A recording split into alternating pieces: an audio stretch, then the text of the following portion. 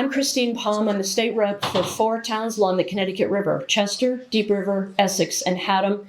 And it is my great privilege to shepherd this omnibus climate bill through the legislature. This is indeed an ambitious bill. One might even say monstrous. And that is because the monster of climate change, global warming, climate chaos, whatever you choose to call it, is very real. You're going to hear today from some voices not often lifted up in this sphere.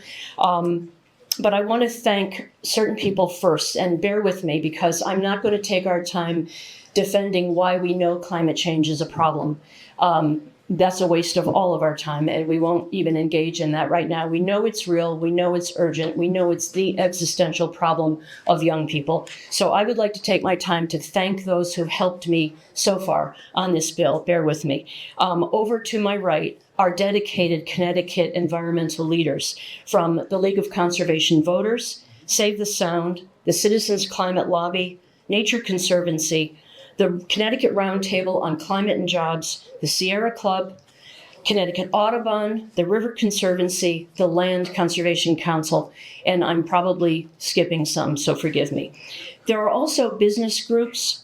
This bill is full of incentives for business, and there are many business people who believe in this bill, who understand that climate action is good for the bottom line.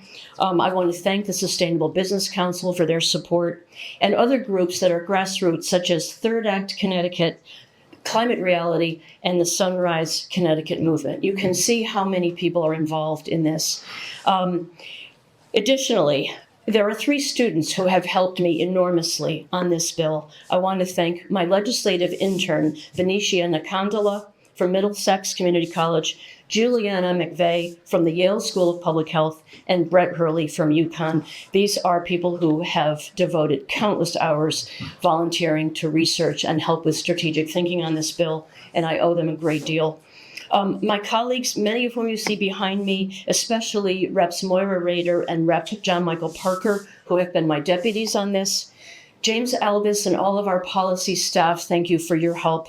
And finally, I do want to acknowledge our House leadership.